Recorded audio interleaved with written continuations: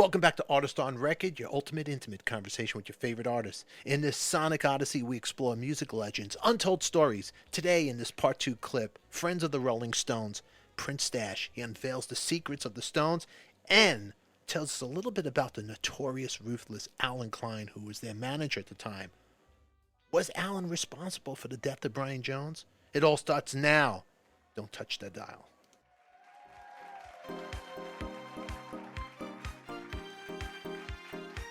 He allowed things to drift. Now, there's another element which I have to bring to the table.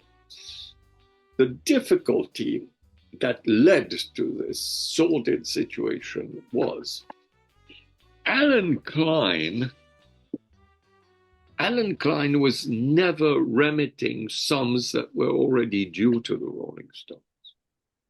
So the office was forever sending telexes and things saying, we don't have money to pay, money that had accrued in America that was needed for the office to function, because the Stones office was paying everybody's utilities bills. So it wasn't just Brian, but Brian was also spending, overspending a lot of money. And had the funds been remitted in time, especially after when it was decided that he would leave the group, there was a very generous financial arrangement. And also the door was open for him to return. He wasn't going to be replaced forever if the problems could be solved. However, this lack of funds sometimes if you don't have the money at the right time, and when he died, his estate was deeply in the red. So it wasn't until the Stones, his father, joined the Stones in their multiple lawsuits against Allen Klein. And they finally got money, but against having had to drop all that early material, which now ABKCO owns. Another funny thing is Allen Klein was invariably great to me personally.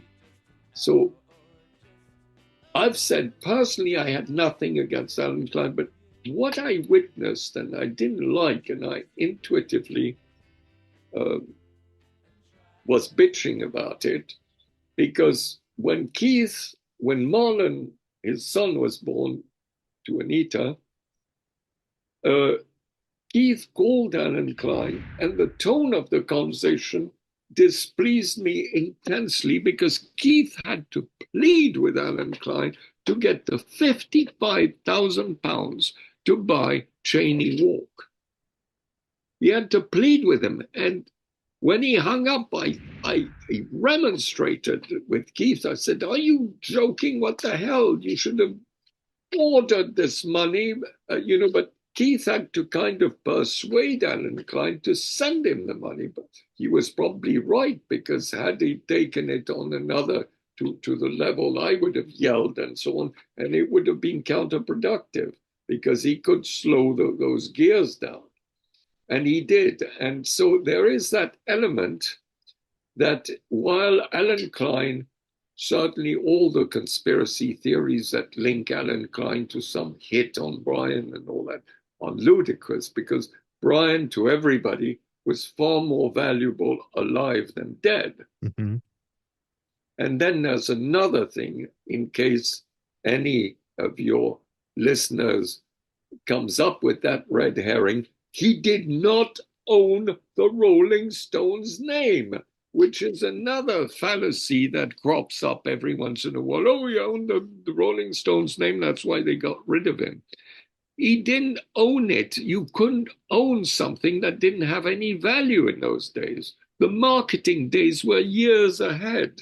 When Brian Jones died, the name, the Rolling Stones, the only thing that it had was the Rolling Stones Limited, which was the company they operated under. It didn't have any marketing value, oddly enough, in those days. We'll be releasing more clips, but in the meantime, if you want to catch this episode unedited, join the club, become a member right here. In the meantime, subscribe, click on the box you see on your screen, and as always, who loves you, baby? We do. Thanks for watching.